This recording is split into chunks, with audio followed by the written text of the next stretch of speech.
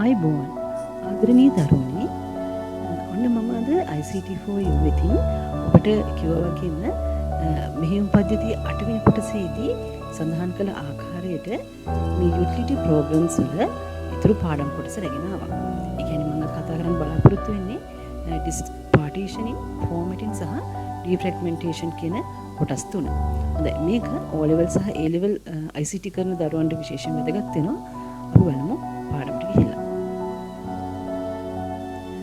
දැන් මෙහෙයුම් පද්ධතිය 8 වෙනි කොටසේදී මම කතා කරා මොනවද මේ උපයෝගිතා වැඩසටහන්. ඒ කියන්නේ යුටිලිටි ප්‍රෝග්‍රෑම්ස් කියලා OS එකේ තියෙන. එතකොට මෙහෙයුම් පද්ධතියක් අපි ගත්තොත් එහෙම ඒක පරිගණකීය ක්‍රියාකාරීත්වය පවත්වාගෙන යන්නට වගේම අපිට සමහර අවස්ථාවලදී පරිගණකය ආරක්ෂා කර ගැනීමට අපිට අවශ්‍ය වෙනවනේ. ඒතකොට ඒ වෙලාවට ඇතිවන උපද්‍රව තියෙන. ඒ කියන්නේ අපිට වෛරස් ඇටැක් එකක් එන්න පුළුවන්. ඒ වගේ ගොඩක් දේවල් තියෙනවා. ඒතර අන්න ඒ ටික මම මේ 8 වෙනි කොටසේ කතා කරා. අන්න ඒ අවස්ථාවන් මගහැරවාගෙන සහ තවදුරටත් මේ යුටිලිටි ප්‍රෝග්‍රෑම්ස් වල වැදගත්කම මම අද කියා දෙනවා. ඒතර මම බලාපොරොත්තු වෙනවා මේ පාඩමේ මෙන්න මේ කොටස් තුන සම්බන්ධව කතා කරන්න. disk partitioning, ඒ කියන්නේ පංගු බෙදීම, disk formatting ආකෘතිකරණය සහ defragmentation ප්‍රතිභාගීකරණය. හොඳයි. අපි බලමු මේ පංගු බෙදීම කියන්නේ මොකක්ද කියලා. ඒ කියන්නේ partitioning. ඒ කියන්නේ partitioning කියන්නේ අපි දැන් දන්නවා hard drive එක ගත්තොත් එම hard disk එකේදී අපිට අවශ්‍ය විදිහට කොටස් වලට මේක බෙදා ගන්න ඕනේ. ඒ කියන්නේ hard drive එකේදී partitioning කරලා නැත්නම් එහෙම අපිට ඉදිරි වැඩ කටයුතු කරගෙන යෑම සඳහා විවිධ ගැටලු වලට මතුවීමට ඉඩ තිබෙනවා. හොඳයි අපි බලමු එහෙනම් කොහොමද මේ partitioning, ඒ කියන්නේ පංගු බෙදීමක් සිදු කරන්නේ කියලා. දැන් ඇත්තටම ගත්තොත් එහෙම hard drive එකේදී configure කරනෝනේ අපි ඉස්සරම කරන වැඩේ තමයි මේක configuration. ඒ කියන්නේ වින්‍යාසගත කරනවා. ඒ කියන්නේ අපි දැන් මෙතනදී සිංහල වර්ඩ් එකත් අනිවාර්යයෙන්ම කියන්න ඕනේ. මොකද ඉංග්‍රීසි ටර්ම් එක වගේම සිංහල ටර්ම් එකක් දැනගන්න ඕනේ දරුවෝ. පේපර් එකේදී ඔය දෙකම එන්න ඉඩ තියෙනවා. ඒතර කන්ෆිගර් කරනවා වගේම වින්‍යාසගත කරනවා කියන එකත් දැනගන්න ඕනේ. එතකොට මෙන්න මේ මොකක් හරි හේතුවක් නිසා අපි මේ hard drive එකේදී රුධ තැටි ඉවත් කර, ඒ කියන්නේ අපි hard disk එක ඉවත් කරලා අලුත් එකක් අපි එතනදී රිප්ලේස් කරනවා නම් අපිට මෙන්න මේ පංගු බෙදීම, ඒ කියන්නේ පාර්ටිෂන් කරන්න අවශ්‍යතාවයක් එනවා. එතකොට දැන් මම මෙහෙම කිව්වොත් එහෙම දැන් ඔන්න ඔබගේ පරිගණකයේ දැන් already hard disk එක තියෙනවනේ කොහොමද?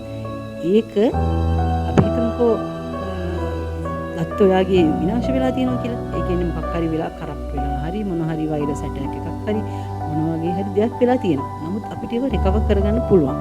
නමුත් යම්කිසි අවස්ථාවකදී අපිට මේ පාර්ටිෂනින් කියන කොටසට යන්න නම් අපි ඒක මේ තියෙන data වල බෑකප් එකක් ගන්න වෙනවා. ඒ කියන්නේ බෑකප් කොපි එකක් ගන්න වෙනවා අපිට මේ වැඩේ තවදුරටත් කරගෙන යන්නට. හොඳයි. එහෙනම් අපි බලමු ඇයි මේක අවශ්‍ය වෙන්නේ කියලා.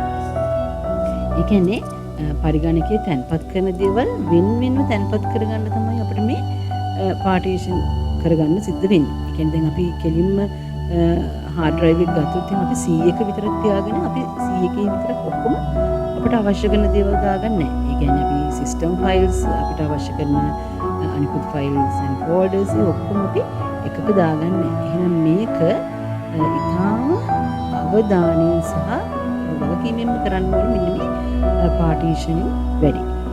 ඊළඟට අපිට තවත් අවස්ථාවක් ගන්න පුළුවන් මේ partition කරන එකට අපි හිතමුකෝ එකම කම්පියුටර් එකේ අපිට OS දෙකක් දාගන්න පුළුවන්. ඒතර OS දෙකක් දාගන්නකොටත් අපිට පුළුවන් මේ විදිහට දැන් අපි හිතමුකෝ Windows and Ubuntu කියන්නේ Linux base එකක්නේ. එතකොට ඒ වගේ OS දෙකක් දාලා අපිට එකම කම්පියුටර් එකේ වැඩ කරගන්න පුළුවන්. එතකොටත් අපිට පුළුවන් මේ partitioning කියන අවස්ථාවට යන්න. ඒ වගේමයි මෙහෙයුම් පද්ධතියේ අවශ්‍යතා සම්පූර්ණ කිරීමට. ඒ කියන්නේ දැන් මෙතනදී අපි ගත්තොත් එහෙම මෙහෙයුම් පද්ධතියේ කාර්ය සඳහා මොකද රුධ තැටි අමතර පංගුවක්. ඒ කියන්නේ මෙහෙම. මෙතනදී අපි කියන්නේ hard drive එකේදී අපිට ඕන තව partition එකක් අපිට වෙනම allocate කරලා තියන්න පුළුවන් අපිට අවශ්‍ය වෙලාවෙදී ටික වෙනත් වැඩක් සඳහා යොදා ගන්න. ඒතකොට මේක බොහෝ දුරට සිදු කරන අඩුයි. නමුත් මම හිතනවා ඒක පරිගණකයේ වැඩ කරන, ඒ කියන්නේ යූසර්ගේ requirement එක අනුව තමයි ඒ දේ සිද්ධ වෙන්නේ. ඒකට ඒකත් මෙන්න මේ පාර්ටිෂනින් කරන අවස්ථාවට එන එකක්. ඊළඟට දැන් මෙන්න මෙහෙම දෙයක් කිව්වොත් එහෙම දැන් වන්න අපිට තියෙනවා දෘඩ තැටියක්. දෘඩ තැටියක් කියන්නේ ඩ්‍රයිව් එක. ඒතකොට ඒකෙදි අපිට පුළුවන් ඩ්‍රයිව් එකක් හඳුනගන්න සාමාන්‍ය Windows වලදී නම් අපි මේවට කියනවා දාවක. දාවක කියන්නේ මේ ඩ්‍රයිව් කියනවා. ඒතකොට අපි සාමාන්‍යයෙන් C ඩ්‍රයිව් එක, D ඩ්‍රයිව් එක ඔන්න ඔය විදිහට අපිට මෙතනදී පාර්ටිෂන් කරගන්න පුළුවන් Windows වලදී.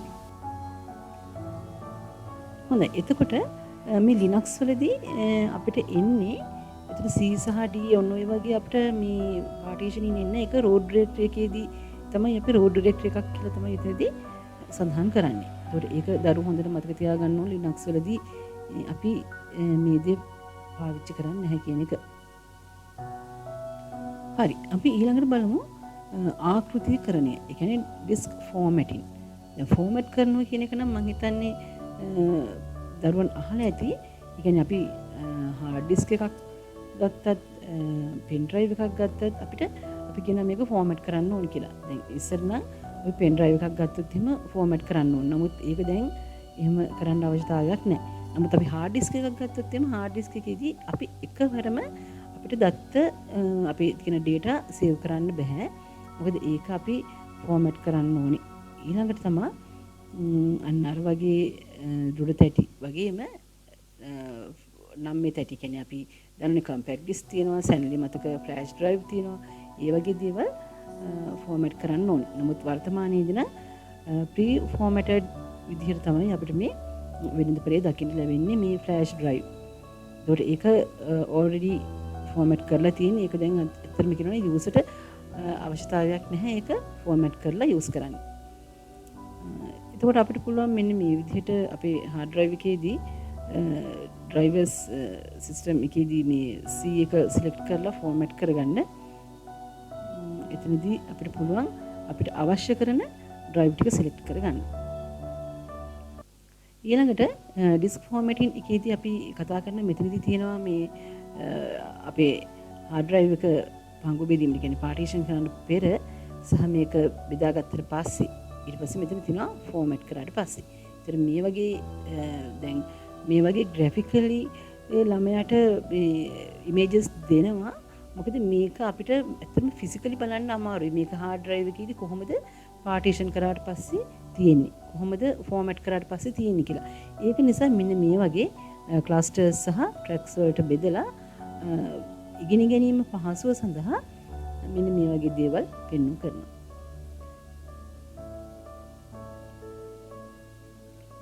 ඒ වගේම අපි ඊළඟට බලමු defragmentation ප්‍රතිභාගීකරණය. ඒතකොට defrag කරනවා කියන්නේ මම මේක අර 8 වෙනි කොටසේදී කතා කරා hard drive එකේදී hard disk එකේදී අපි තියෙනවා details. මොකද අපි save කරපු file එක එක තැන තමයි මෙතන save වෙන්නේ. ඒ කියන්නේ තැටියේ නිදහස්ව පවතින කුඩා ප්‍රදේශ.